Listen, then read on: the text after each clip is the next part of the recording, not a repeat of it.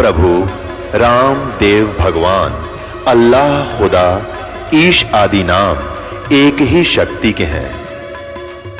वो कैसा है, कहां है, कैसे मिलता है, किसने देखा है? ये प्रश्नवाचक चिन्ह पूर्ण रूप से हटाने के लिए अवश्य सुनिए जगत गुरु तत्वदर्शी संत रामपाल जी महाराज के अमृत वचन, सर्व पवित्र धर्मों के पवित्र शास्त्रों के आधार पर।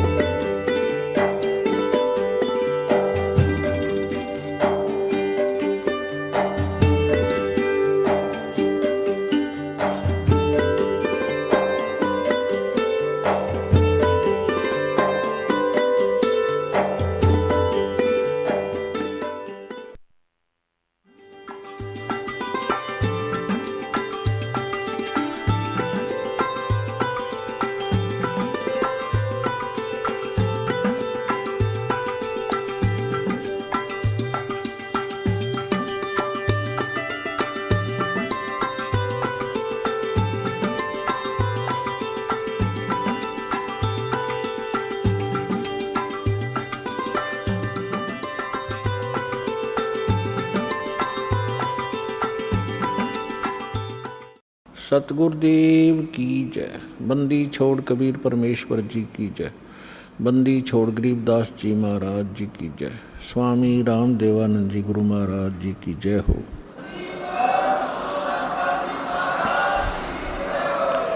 गरीब नमो नमो सतपुरुष को नमस्कार गुरु के नहीं। सुर नर मुनि जन साधुआं संतों सर्वसदी नहीं। सतगुरु साहेब संत सब डंडो तुम प्रणाम। आगे पीछे मध हुए तिनको जा कुर्बान। नराकार निर्विषम काल जाल वैभंजनम निर्लेपम निज निर्गुणम अकल अनुबेशुंदनम। सोहम सुरति समाप्तम सकल समाना निर्तलय उज्ज्वल हिरंबर हरदमम बेपरवा अथा है वर पर निमज्जतम। गरीब जो सुमर सिद्ध होई गणनायक गलता ना करो अनुग्रह सोई पारस पद परवाना। आदि गणेश मनाऊं गणनायक देवन देवा। चरण कमल लो लाऊं आदंत करूं सेवा। परम शक्ति संगीतम रिद्धि सिद्धि दाता सोई। अवगत गुण अतीतम सत्य पुरुष निर्वोही। जगदम्बा जगदीशम मंगल रूप मुरारी। तन मन अर्पों शीशम भक्ति मुक्ति भंडारी। सुर नर मुनि जन ध्यावे ब्रह्मा विष्णु महेशा। शेष सहस मुख गावे पूजय आद गणेशा। इंद्र कुबेर सरीखा वरुण धर्म राय ध्यावे। समर्थ जीवन जी का मन इच्छा फल पावे। 33 कोटि अधारा ध्यावे 88। उतरे बहुदल पारा कट है यम की फांसी। 33 कोटि अधारा ध्यावे 88। उतरे बहुदल पारा कट है यम की फांसी। गरीब कर जोरूं विनती करूं दोरूं चरण पर शीस। गुरु जी राम देवानंद जी महाराज ने दियो नाम बख्शीस।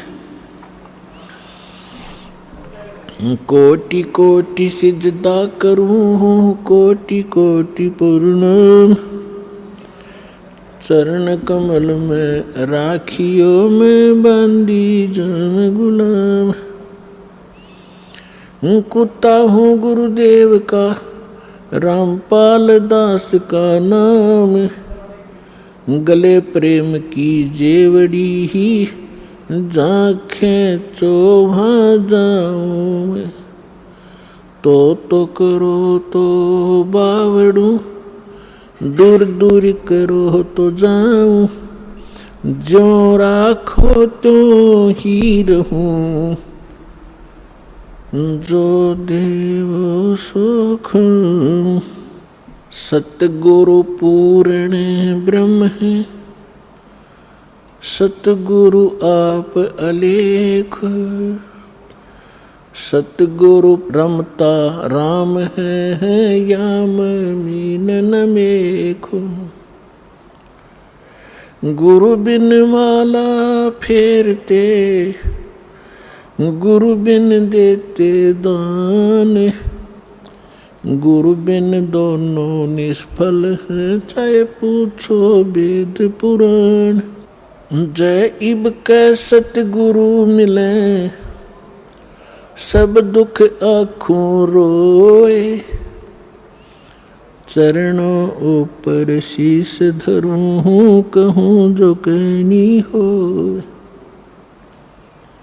कबीर साईं मिल लेंगे, पूछेंगे कुशलोत। आदि अंत की सब कहूँ, अपने दिल की बात। गुरु जी तुम ना भूलियो, चाहे लाख लोग मिल जाएं। हम जैसे तुमको बहुत हैं, तुमसे हमको नहीं। परमपिता परमात्मा पूर्ण ब्रह्म सर्वसृष्टि रचनहार कबीर देव कबीर साहेब कबीर परमेश्वर जी की असीम रजा से आप सभी पुण्यात्माएं परमात्मा की महिमा श्रवण करने के लिए उपस्थित हुए।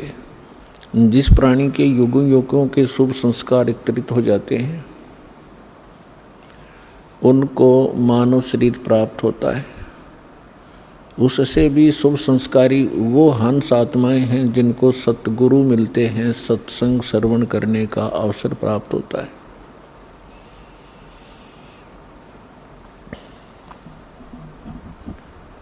पुण्यात्माओं, आज तक हमें परमात्मा की ABC का भी ज्ञान नहीं था। हम कह भी अध्यात्म मार्ग का नहीं जान पाए। चाहे हम अपने आप को कितने ही विद्वान मानते रहे, चाहे हमने वेदों को कंठस्थ याद भी कर लिया, श्रीमद् भगवद गीता के सभी श्लोक भी हमने रट रखे थे, क्योंकि इसके विषय में परमेश्वर स्वयं आकर ही बताते हैं, गुरु बिन काहुन पाया ज्ञाना, जो थोथा बुस छड़े मूड किसाना। गुरु बिन वेद पढ़े जो प्राणी, समझ न सारे रहे अज्ञानी। ओए होए, परमेश्वर ने 600 वर्ष पहले बताया था कि ये ऋषि महर्षि ब्राह्मण लोग, विद्वान संत मंडलेश्वर वेदों को कंठस्थ तो याद कर लिया, इनकी प्रभुता भी बनी हुई है। कोई चतुर्वेदी, कोई त्रिवेदी, कोई दिव्यवेदी के इन्होंने चारों वेदों को कंठस्थ याद कर रखा है। किसी ने 3 वेदों को, वो त्रिवेदी कहलाता है। किसी ने 2 वेदों को कंठस्थ याद कर रखा था, वो दिव्यवेदी कहलाते थे।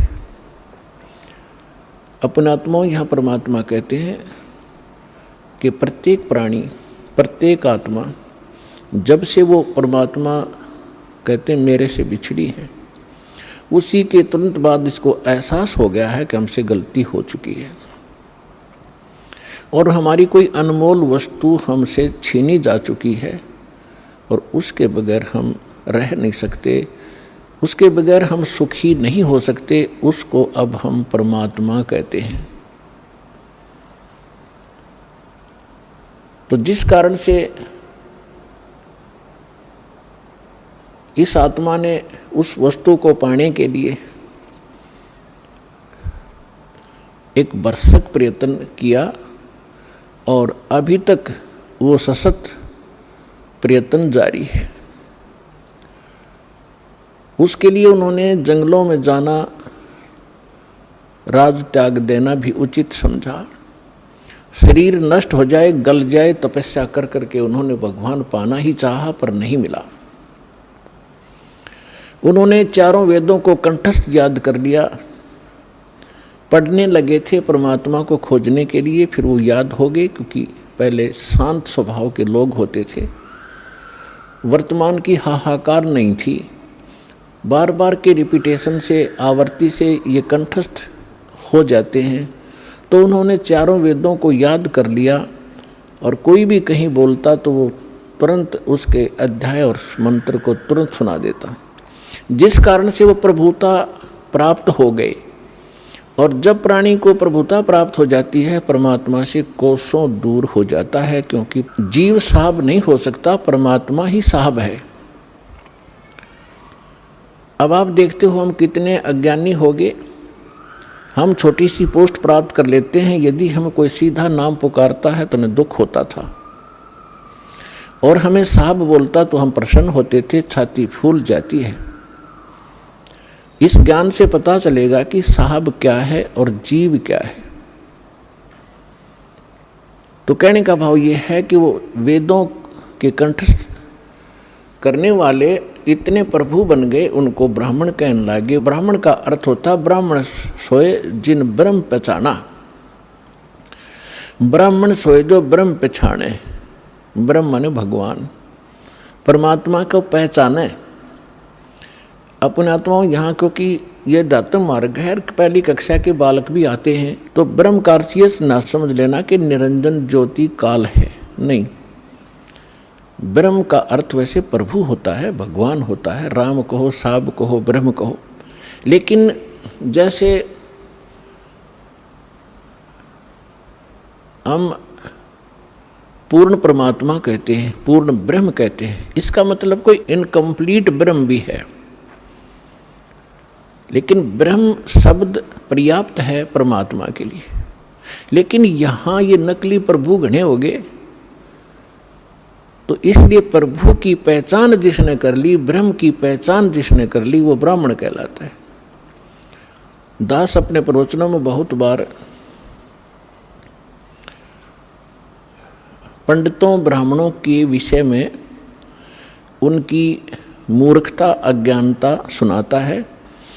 तो उसमें ये ना समझें कि दास एक ब्राह्मण वर्ण को कह रहा है। ब्राह्मण वर्ण अलग वस्तु है। जैसे एक वैद्य था और वो बहुत अच्छा वैद्य था, नाड़ी पकड़कर तुरंत बता देता था अमुक रोग है, औषधि भी उसके पास कारगर थी, सुप्रसिद्ध हुआ। उसकी एक दो पीढ़ी उसके द्वारा बताई औषधि और उस विधि से वो उपचार करते रहे, वो भी वैद्य कहलाए। लेकिन आगे चल के वो लाखों की संख्या बन गई उनके वंशजों की, और वो वैद्य नहीं है, फिर भी उनका सरनेम वैद्य बन गया। अब कोई कुछ कार्य करता है, कोई कुछ कार्य करता है, वो भी अपने पीछे लगाता है रमेश वैद्य, और काम क्या है उसका, परचून की दुकान। जानता नहीं पेट के दर्द की दवाई औषधि, और लिखता है रमेश वैद्य, तो वो वैद्य नहीं है। और यदि कहीं किसी वैद्य की मूर्खता बताई जाती है कि रोग ये और दवाई ये दे रहा है, ये खाक वैद्य है, तो उस वैद्य को दुख नहीं होता जो परचून की दुकान किए हुए। इसी प्रकार ब्राह्मण की विषय में जानना। मेरे पूज्य गुरुदेव जी ब्राह्मण वर्ण में जन्मे थे, लेकिन वो अपने आप को ब्राह्मण नहीं कहते थे, पंडित नहीं कहते थे। पंडित ब्राह्मण की दूसरा पर्यायवाची पंडित भी कहलाता है। पंडित का भी यही अर्थ होता है। वो ब्राह्मण नहीं कहलाते थे जो हमने अपने परंपरागत समझ लिया है। हम किसको ब्राह्मण मानते हैं? जो श्राद्ध निकलवाता हो, पत्रे बाँच कर सुना दे, तेरा ये आपत्ति आनी है, ये ऐसे शर्त कर दे, ऐसे वैसे कर दे, ये ब्राह्मण कहलाते हैं। लेकिन यदि हम पंडित की परिभाषा समझना चाहें तो हमारे पूज्य गुरुदेव जी ब्राह्मण होते हुए अपने आप को ब्राह्मण नहीं कहते थे, वो संत कहलाते थे कि हमने पंडिताई कभी की नहीं, हम ब्राह्मण नहीं हैं। और मेरे दादा गुरु जी छावला गांव दिल्ली के अंदर, दिल्ली स्टेट में एक छावला गांव है नजफगढ़ के पास, वहाँ के वो जाट थे। और बचपन से ही वो हमारे जो चौथे दादा गुरुजी थे उनके संपर्क में आ गए। उन्होंने उसको काशी विद्यापीठ में पढ़ाया, अपने पास ही रखा, तो वो 4 विषय के आचार्य बन गए उस विद्या को पढ़कर। लेकिन उन्होंने पंडिताई की नहीं, फिर भी वो पंडित चिदानंद नाम से जाने जाते थे। और उनका आश्रम बना हुआ है जिला सोनीपत हरियाणा, तहसील खरखोदा के पास एक गोपालपुर गांव है छोटा सा, उसमें उनका आश्रम बना हुआ है। दास उसको बहुत बार देख कर आया है। उस पर लिखा है पंडित चिदानंद आश्रम, जबकि वो वर्ण में जाट थे। तो हमने सबसे पहले ये देखना है कि इन चीज़ों का अब हमने इनसे ऊपर उठना है, जातिवाद से। हमारी क्या जाति है? जीव हमारी जाति है और मानव धर्म हमारा हिंदू मुस्लिम सिख ईसाई, कोई धर्म नहीं है न्यारा। जब हम परमात्मा के इस अध्यात्म ज्ञान से परिचित होंगे, फिर हमने कोई भी दूसरा सा नहीं दिखेगा, ना कोई मुसलमान दिखाई देगा, ना कोई ईसाई दिखेगा, ना हमें कोई हिंदू दिखेगा, ना कोई सिख दिखाई देगा। हम एक पिता की संतान हैं, हम परमात्मा के लिए ही विभाजित हुए हैं, परमात्मा के लिए अब हम एक होंगे, क्योंकि हमें ज्ञान हो जाएगा। हम रूढ़िवादी नहीं रह सकते, क्योंकि परमात्मा ने शिक्षा इसीलिए आपको दी है।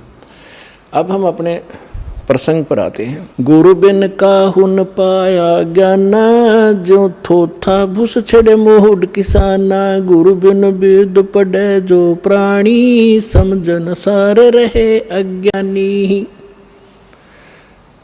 अब तो कहते हैं प्रत्यक्ष को प्रमाण की आवश्यकता नहीं पड़ती, क्योंकि दास ने परमेश्वर कबीर जी के द्वारा दी गई उस बुद्धि से, दास एक जीव बुद्धि है, और जब परमात्मा रजा बख्शते हैं, यही जीव परमात्मा वाले ही ज्ञान को आगे चला सकता है, सुना सकता है और उसको समझ सकता है।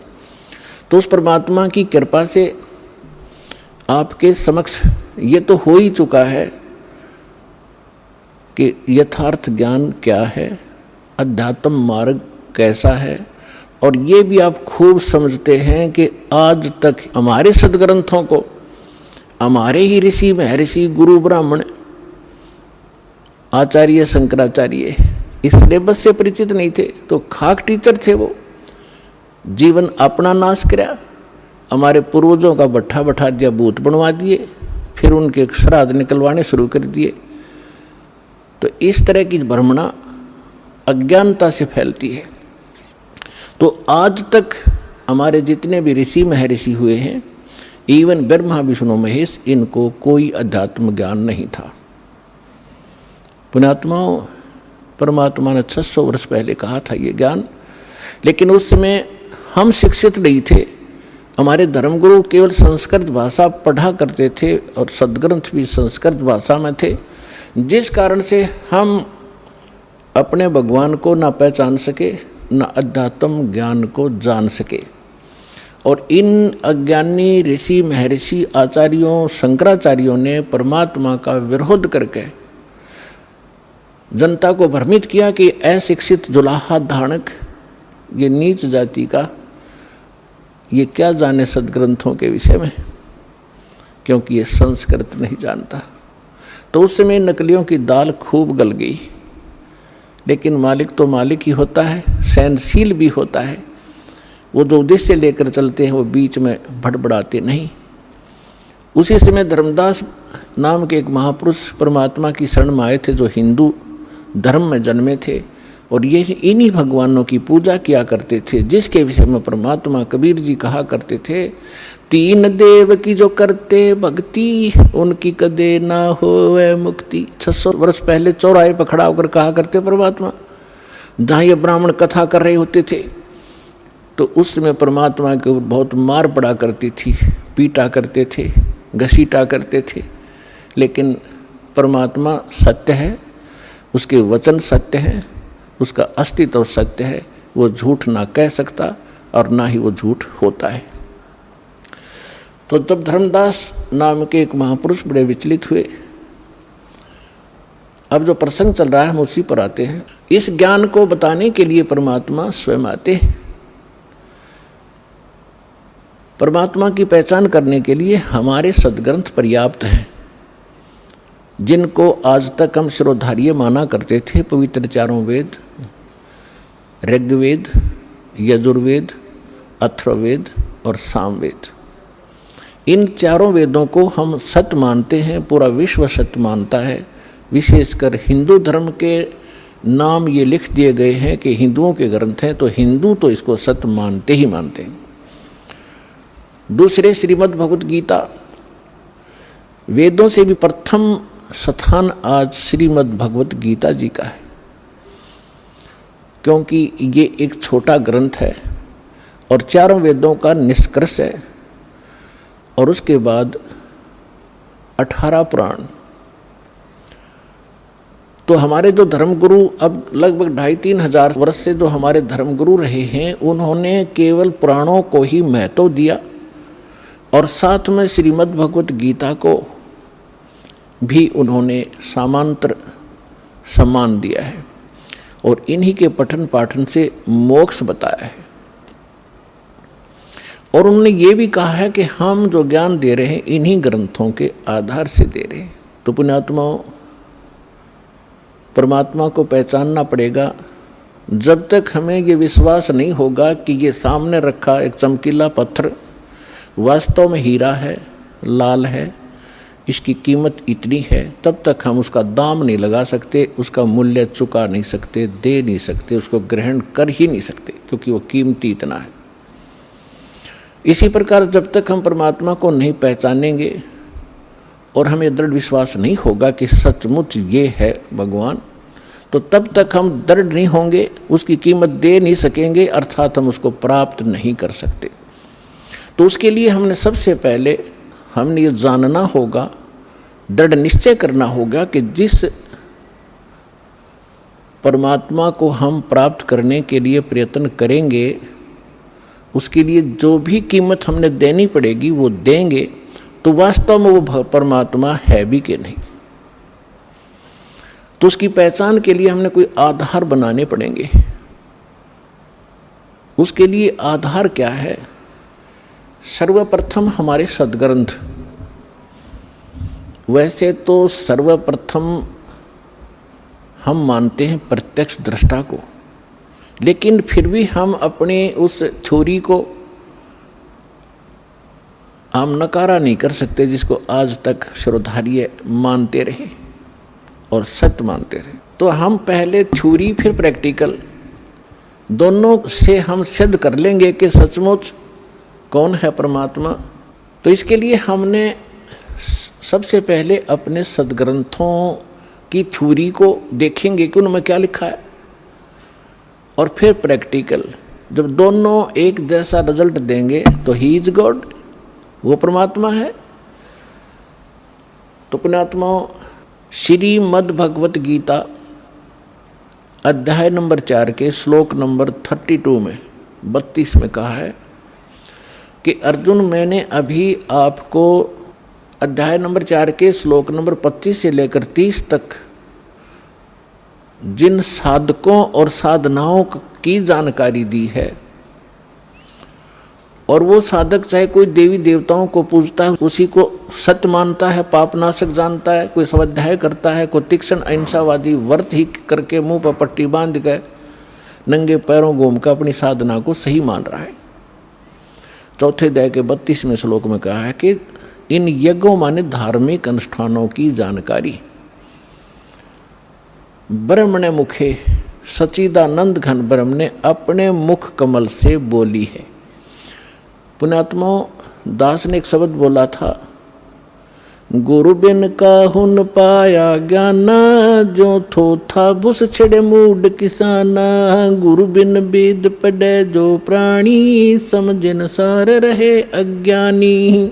श्रीमद् भगवत गीता चारों वेदों का निष्कर्ष है। चौथे अध्याय के 32वें श्लोक में यहाँ एक ब्रह्मणे मुखे शब्द है। इस ब्रह्मणे मुखे शब्द का हमारे अनुवादकर्ताओं ने इस दास से पहले जो अनुवाद दास ने किया है, गहरी नज़र गीता में एक पुस्तक बनाई है, यानी उसका अनुवाद समझो श्रीमद् भगवत गीता का अनुवाद है, उसका नाम लिखा है गहरी नज़र गीता में। इससे पहले जितने महापुरुषों के आप अनुवाद उठाकर देखोगे उसमें क्या लिख रखा है, वेद की वाणी में। ब्रह्मणे मुखे का अर्थ किया है वेद की वाणी, और इन्हीं अनुवादकर्ताओं ने 17वें अध्याय के 23वें श्लोक में इसी ब्रह्मणे का अर्थ किया है सच्चिदानंद घन ब्रह्म, वो यथार्थ अनुवाद है, वो सही अर्थ है। यहाँ ये विचलित हो गए, तो ये विद्वान नहीं थे, इसलिए इन्होंने अनुवादों का अड़ंगा कर दिया। अपनी ओछी सोच से अर्थ भी अनर्थ कर दिए। ब्रह्म का अर्थ भगवान होता है, तो ब्रह्म का अर्थ कोई वेद करता है तो महामूर्ख है। वेद एक सिद्धांत है, संविधान है, भगवान की जानकारी देता है, उसके नियम बताता है, और ब्रह्म भगवान है। जैसे एक राजा है, राजा का संविधान है, वो उसके नियमों का, उसके अंदर उसके सारे नियम लिखे हुए हैं, कैसे एक प्रजा को रहना चाहिए, क्या अपराध है, कैसा ना करना चाहिए। और कहीं पर कोई राजा का अर्थ और संविधान लिख दे तो वो अर्थ ठीक नहीं कर रहा, अनर्थ कर रहा है। इसी प्रकार यहाँ ब्रह्म ने माने सच्चिदानंद घन ब्रह्म, और मुखे अपने मुख कमल से बोली गई वाणी में विस्तार से कहे हैं। सच्चिदानंद घन ब्रह्म ने अपने मुख कमल से बोली उस अमृत वाणी में उन धार्मिक युगों की जानकारी, अनुष्ठानों की जानकारी विस्तार के साथ कही है, और उसको तत्व ज्ञान कहते हैं। और उसको जानने के बाद तो सभी कर्मों से मुक्त हो जाएगा। अब गीता ज्ञान दाता कौन है? ये ब्रह्म है। जैसे दास ने शब्द सबसे पहले ये बोला था कि ब्रह्म शब्द पर्याप्त है, लेकिन ब्रह्म का अर्थ भगवान कहो, साब कहो, राम कहो, तो ये सत्संग एक ऐसा जटिल समस्या बन गई, यो अध्यात्म मार्ग, कि दास यदि किसी पॉइंट को कच्चा छोड़ के आगे चलेगा तो प्रथम बार सुन रहा भक्त कुछ नहीं समझ पाएगा। इसलिए एक ये सामूहिक लेक्चर दिया जाता है आध्यात्मिक टीचर होने के नाते, तो उसमें ये ध्यान रखा जाता है कि शायद प्रथम कक्षा के बच्चे भी आए जो पहली बार दीक्षा लेने आए, और किसी के वैसे कहने से वैसे भी श्रोता बन कराते। तो ये इसलिए यहाँ थोड़ा सा डिफाइन करेंगे। जैसे साहब कहो, ब्रह्म कहो, राम कहो, गॉड कहो, अल्लाह कहो, खुदा कहो, ईश कहो, ब्रह्म कहो। अब जैसे एक तहसीलदार भी साहब है, प्रभु है, स्वामी है अपने विभाग का। ऐसे ही आगे चले, हम थोड़े शॉर्ट में बताऊंगा। जैसे डिप्टी कमिश्नर भी साहब है, मंत्री भी साहब है, मुख्यमंत्री भी साहब है। आप अंडरस्टूड, आपको खूब समझते हो आप कि ये साहब कितने सतर के हैं। और प्रधानमंत्री भी साहब कहलाते हैं, और राष्ट्रपति जी भी साहब ही कहलाते हैं। तो इसे समझ लेना। तो ये इसलिए ब्रह्म, अब जैसे मुख्यमंत्री जी हैं, ये एक क्षेत्र के मालिक हैं, स्वामी है, ये पूर्ण स्वामी नहीं है, पूरे भारत के स्वामी नहीं है। इसी प्रकार यहाँ जो ब्रह्म शब्द है, ये ब्रह्म है 21 ब्रह्मांड का स्वामी। इसको ज्योत स्वरूपी निरंजन गीता अध्याय नंबर 4 के श्लोक नंबर 32 में स्वयं कहता, मैं काल हूँ। ये काल ही है, और काल भी स्वामी है। जैसे एक जेल का सुप्रिटेंडेंट, वो जेल का स्वामी है, और सुप्रिटेंडेंट साहब भी है, ऐसे ही ये काल साहब है, 21 ब्रह्मांड का स्वामी है, या एक जेल है, यो जेल का सुप्रिटेंडेंट साहब है, ये समझ लो। तो ऐसी ऐसी इसने 21 जेल बना रखी है, एक ब्रह्मांड भी ये जेल है। तो ऐसे ये 21 ब्रह्मांड का साहब है, ये ब्रह्म है, लेकिन ये कंप्लीट ब्रह्म नहीं है, ये पूर्ण ब्रह्म नहीं है, इसलिए ब्रह्म शब्द बोला गया। तो यहाँ प्रत्येक इसके अंग को हमने समझने के लिए ऐसे करना पड़ेगा। तो इस ब्रह्म ने श्रीमद् भगवद गीता का ज्ञान श्री कृष्ण जी में प्रवेश करके, जैसे को प्रेत बोलती है किसी के अंदर, ऐसे बोला। ऐसे ही इस काल ने एक ब्रह्मा कुमारी पंथ चलाया अभी 100 वर्ष पहले लगभग, और उसमें एक प्रेत आता है, वो कहता अहम ब्रह्मास्मि, मैं ब्रह्मा हूँ। कभी कहता है अहम शिवोहम, मैं शिव हूँ। ये एक प्रेत का चलाया हुआ है, और वो प्रेत कभी ब्रह्मा की पदवी पर था। जैसे कोई गांव का प्रधान सरपंच रिटायर हो जाता है, उसको अगली बार नियुक्त नहीं किया जाता, तो लोग फिर भी उसको सरपंच साहब कहते हैं, प्रधान साहब बोलते हैं, वो राज्य रह रहे।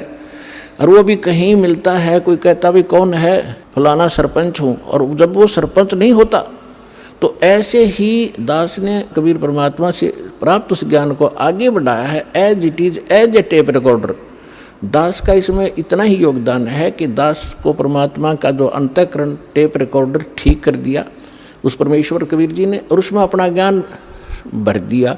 दास बोल के सुना रहा है रिकॉर्ड करके, इतना सा योगदान है। तो ऐसे दास बहुत बार बताता है आपको कि ये ब्रह्मा विष्णु महेश जो वर्तमान में यहाँ 3 लोक के एक एक विभाग के मिनिस्टर हैं, साहब हैं, इतने राम हैं, इतने भगवान हैं, ये इनकी भी मृत्यु होगी, और ये मृत्यु को प्राप्त होकर आम जीव की तरह 84 लाख योनियों में, प्रेत योनियों में भटक रहे होंगे, और अन्य पुण्य आत्माओं को फिर से काल अपनी दुर्गा पत्नी से जन्म दे करके उस पदवी पर बैठा देता है। तो उनमें से ये पंथ चलाने वाला जो ब्रह्मास्मि में शिवोस्मि, तो ये वो भूत है जो कभी ब्रह्मा के पद पर रहा है, अब उसका अस्तित्व कुछ नहीं, वो रिटायर्ड सरपंच समझ लो, एक्स सरपंच, अब उसका कोई अस्तित्व नहीं। तो वो बोल कर उसने वो पंथ चला दिया। आज भी उसकी मुरली सुनकर, वो भूत की बात सुनकर एक बहुत बड़ा जनसमूह अपना जीवन नाश कर रहा है। दास का प्रयत्न किसी की निंदा करना नहीं, दास का प्रयत्न है कि सभी हम एक परमात्मा के बालक बच्चे हैं, बहन बेटी भाई, और उस काल ने ये जाल फैला रखा है कि मैं इतने पंथ चला दूंगा नकली कि कोई समझ नहीं सकेगा ओरिजिनल पंथ कौन सा है।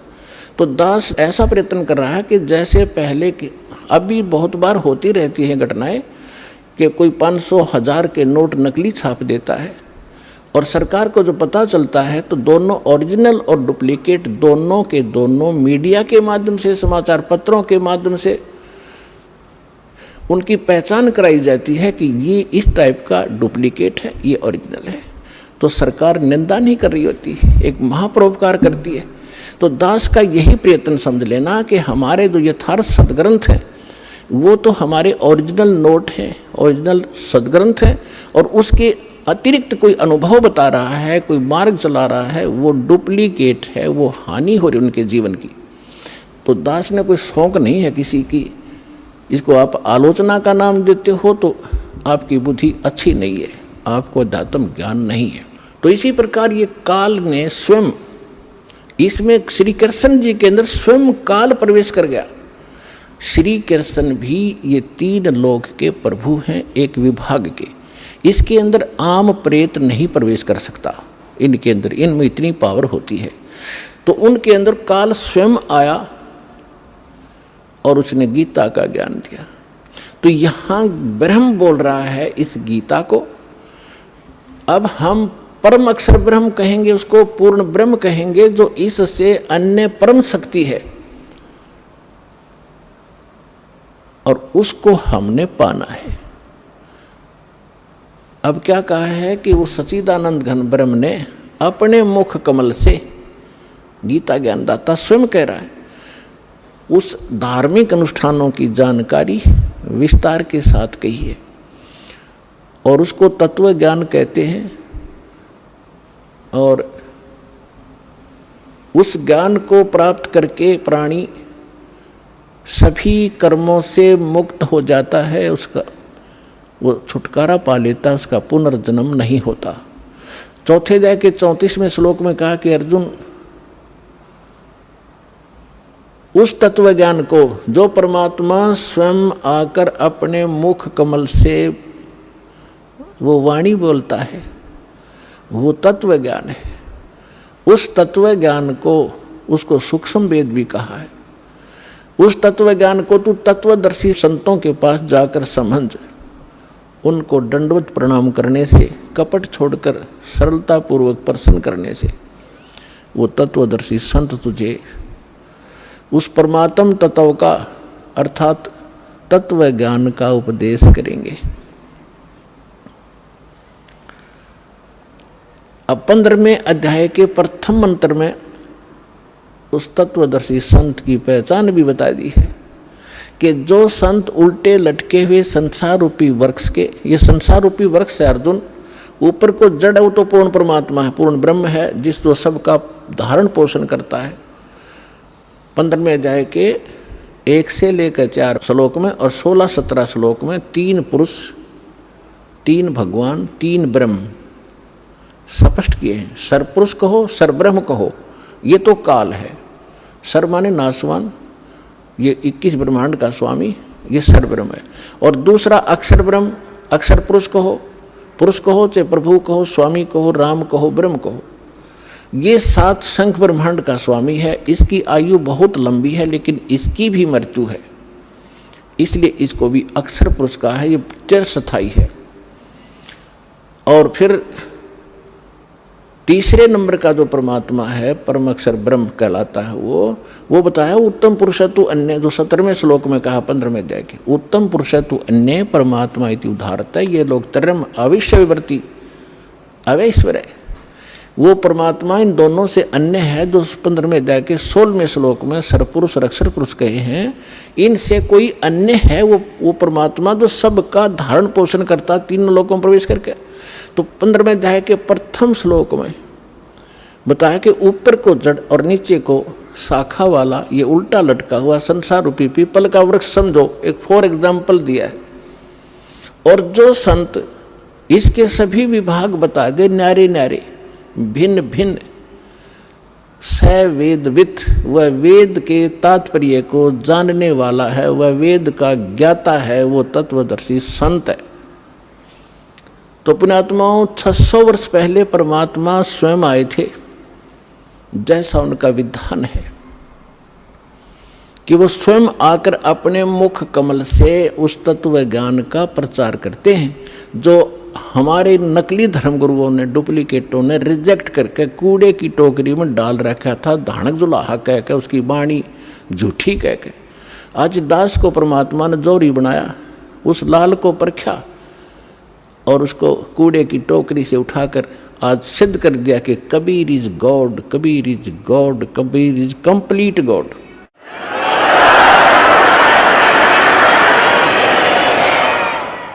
और जिसको पाकर उसके बच्चे आज धनी हो रहे हैं, अध्यात्म मार्ग से वो पूर्ण, अध्यात्म धन से वो परिपूर्ण होते जा रहे हैं, जो उनका सुख का मूल है। और शास्त्र विरुद्ध साधना दुख की मूल होती है, जो आज तक हम सभी करते रहे। अब जो प्रसंग चल रहा है उसी पर आते हैं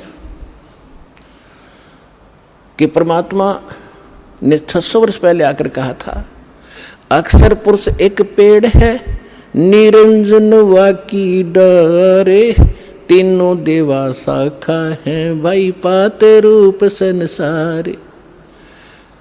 अक्षर पुरुष एक पेड़ है, सरपुरुष वाकी डार, और तीनों देवा उसके आगे शाखा हैं, ये पात रूप संसार। अब आपको बहुत बार उल्टा लटका हुआ संसार रूपी वृक्ष का एक चित्र बनाया है, वो दिखाया है। तो परमात्मा ने मूल को छोड़ दिया, जो जमीन से बाहर दिखाई देता वो सारे पार्ट बता दिए। तना उसको अक्षर पुरुष समझो, उससे तने से मोटी डाहर निकले उसको सरपुरुष, और सरपुरुष के आगे फिर वो 3 शाखाएं हों, रजगुण ब्रह्मा सतगुण विष्णु तमगुण शिव जी, ये शाखा समझो, इतना बता दिया। और पात रूप संसार। फिर इस दास को भेजा ये बताने के लिए कि मूल कौन है। ये जड़ वही है जो सबका धारण पोषण करता है, सबका उत्पन्न करने वाला है, सबका संरक्षक है, जो सर्व सुखदायी है, जो परम अक्षर ब्रह्म, जो अविनाशी परमात्मा है, वो वही है। कौन? अब दास ने बताया कि इसमें परमात्मा को पहचानने में दोनों पहलू काम करेंगे। एक तो हमारी थ्योरी, हमारा जो सिलेबस पाठ्यक्रम, और साथ में प्रैक्टिकल। पाठ्यक्रम बता रहा है और फिर वो प्रैक्टिकल, जिन्होंने प्रैक्टिकल किया, उन महापुरुषों ने जिनको भगवान मिले, सचखंड लेकर गए, सतलोक ले गए, फिर वापस छोड़ा, उनमें से 6-7 शुभ नाम दास का याद है। आदरणीय धर्मदास साहिब जी, गांव बांधवगढ़, मध्य प्रदेश, वर्तमान में छत्तीसगढ़ होगा वो।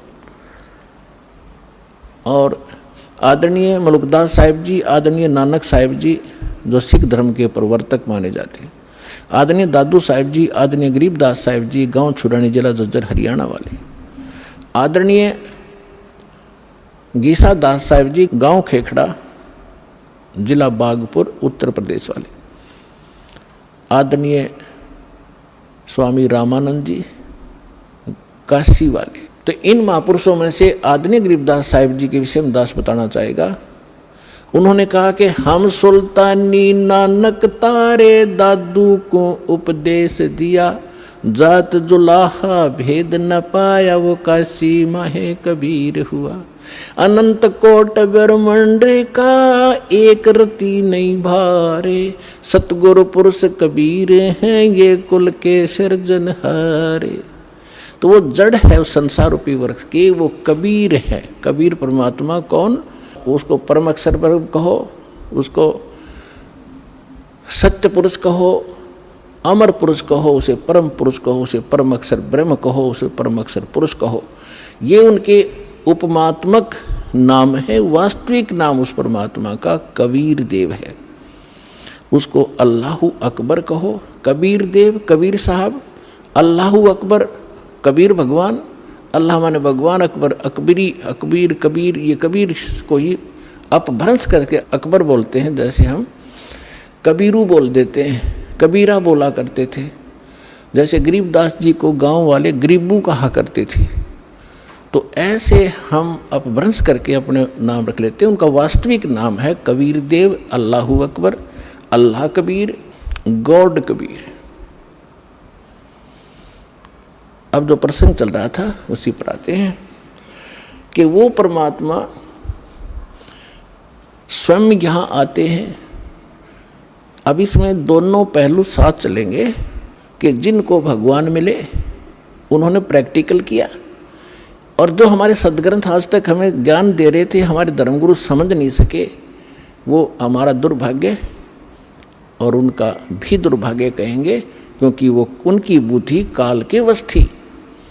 अब हम सतगुरु शरण में आ गए तो हमारे ऊपर काल की जकड़ नहीं रही, इसलिए आप इस ज्ञान को समझ रहे हो।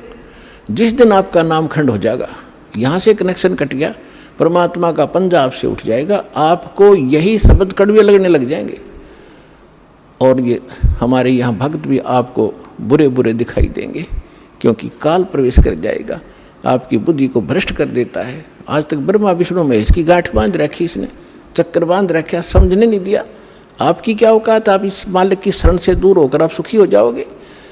जून का महीना हो और एसी रूम से बाहर निकल कर कोई सुखी हो सकता है? चाहे शराब पी कर चाहे निकले जा बाहर, गली में पड़ा रहो, बेशक वो कहा रहो शराब के नशे में कोई बहुत सुखी हूँ, अब सुखी हूँ, खाक सुखी है। रेत में पड़ा, पसीने आए पड़े, झागा रहे मुख में।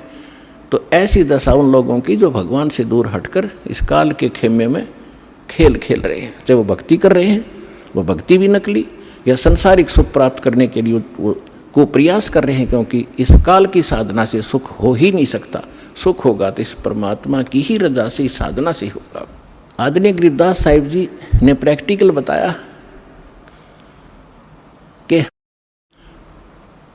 अजब नगर में ले गए हमको सतगुरु आने, अजब नगर में ले गए हमको परमेश्वर आने। आन माने आके, अजब नगर में ऐसे अजब कमाल के लोक में लेके गए भगवान मुझे खुद आकर के, और झलके बिंब अगाध गति हम सूते चादर ताड़े। अजब नगर में ले गए हमको सतगुरु आन, यानी वो सतगुरु भी हैं, वो भगवान भी हैं। जो सतगुरु होता है, सच्चा ज्ञान जो देता है भगवान ही देता है, भगवान ही सच्चा ज्ञान दे सकता है। तो उनको सीधे भगवान मिले थे, सतगुरु कहो चाहे परमेश्वर कहो। अजब नगर में ले गए हमको परमेश्वर आने, आन माने आके। ये हमारी देसी भाषा हरियाणा की लैंग्वेज में लिखा ग्रंथ है। और जल के बिंब अगाध गति वहाँ सूते चादर तान, चादर तान के सोना, यानी कति निश्चिंत हो जाना, बेफिक्र होकर सोना। एक मुहारा है यहाँ देसी कि अच्छा चादर तान के सोए है, सारे काम कर लिए। तो इस तरह कहते हम तो निश्चिंत हो गए कि साधना हमारी सत्य भगवान मिल गए, आँखों सतलोक देख लिया, सत्य साधना करते रहेंगे, गलती हम करें नहीं, हम निश्चिंत हो गए। हमारे अंदर कोई अब शंका नहीं रही कौन भगवान है और क्या उसको प्राप्त करने का मेथड है, वो सब कंप्लीट प्राप्त हो गया, आंखों देखा। तो दास आपको इतना ही दृढ़ करना चाहता है। देखो, माता पिता अपनी बिटिया का विवाह करते हैं तो वो जाकर लड़के वाले का घर भी देखते हैं, उसकी प्रॉपर्टी से भी परिचित होते हैं, अन्य थर्ड पर्सन से भी पूछते हैं, फिर वो आकर घर बताते हैं कि हम जो लड़का देख कर आए हैं उसके ये बिजनेस है, उसके ये व्यापार है, इतनी उसको प्रॉपर्टी है। तो लड़की को कोई डाउट नहीं होता क्योंकि पिता बता रहा है। थर्ड पर्सन कहे तो शायद शंका हो जाए। तो इसी प्रकार उस परम पिता ने आके आपको ज्ञान दिया है कि जहाँ तुम जाओगे वहाँ क्या क्या सुख सुविधाएं हैं, तो आपको डाउट नहीं रहना चाहिए। और फिर साथ के साथ अपने गवाह भी तैयार कर रखे। अब लड़की न्यू कह कि मैं जाकर देख कर आऊँगी तो वह भी एक बात है, देखा पिताजी झूठ नहीं बोल रहे। तो इसी प्रकार आप जी ने एक नेक भक्त का भी आचरण एक दिखाना है कि जो दास बोल रहा है वो किसी डूम भाट के गीत नहीं है, गॉड गिवन स्पिरिचुअल नॉलेज है, एच इट इज, जो भगवान ने बताया। और जिन महापुरुषों को भगवान मिले उनने जो का तो सेकंड किया, हमारे सदग्रंथ बता रहे। अब आपको श्रीमद् भगवद गीता से परिचित कराया, और विशेषकर हिंदू समाज तो जो भगवान की तरफ में पहले से ही लगे हैं तो उन्होंने तो गीता का पाठ रोज कर ही रखा तकरीबन। दास एक बार 2003 के अंदर उदयपुर के अंदर सत्संग कर रहे थे, थोड़ी सी संगत होती थी, और हमारे पास एक प्रोजेक्टर सिस्टम हमने किया था और टीवी पर दास दिखा रहा था, बता रहा था। एक बहन सुन रही थी, उसमें प्रोजेक्टर सिस्टम नहीं था, केवल टीवी ही पर हम दिखा रहे थे। टीवी पर थोड़ी बहुत दूर दिखा करते, थोड़े आदमी बैठा करते। उसके तुरंत बाद हमने प्रोजेक्टर ले लिया था भक्तों ने। तो सत्संग कर रहा था, उसमें बताया सारा कुछ, गीता को दिखाया। फिर मैं नीचे आकर एक चारपाई डली थी उस पर बैठ गया। 10-20 भगत, कुछ शंका समाधान वाले, कुछ दीक्षा के इच्छुक आकर बैठ गए। तो एक बहन कहने लगी, जी मैं तो व्रत करती हूँ, शुक्रवार का मैं छोड़ूंगी नहीं। मैंने कहा, बहन आप गीता को मानते हो? कहा, गीता डेली पढ़ती हूँ। मैंने कहा, 6 अध्याय के 16वें श्लोक में गीता जी में लिखा है कि अर्जुन, ना तो ये साधना, ये योग अधिक खाने वाले की सफल हो सकती, और ना बिल्कुल न खाने वाले की, बिल्कुल ना खाना, व्रत रखना, और ना ज़्यादा जागने वाले की। लोग दिखावा होगा, मैं 4-2 बजे उठ लेता हूँ, प्रसाद ना करता हूँ और सोता ही नहीं रात ने। नहीं, नाम उठत ना हम बैठत, नाम सोवत जागवे, नाम खाते नाम पीते, नाम सेती लागवे। ठीक है, जो वृद्ध हैं जिनको काम नहीं, किसी टाइम उठो और बैठो करो सेवा साधना, लेकिन सारे दिन मेहनत करने वाला आदमी कैसे उठ लेगा? 2 बजे 10 बजे सोया हुआ या 11 बजे सोने पाओ आजकल। तो कहने का भाव यह है कि ना घना जागने वाले का और ना घना ज़्यादा सोने वाला भी मूर्ख है।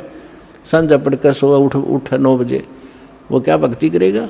तो कहते सब संयम रखो, सबके अंदर संयम, हर तरह का संयम रखकर साधना करने से होता है।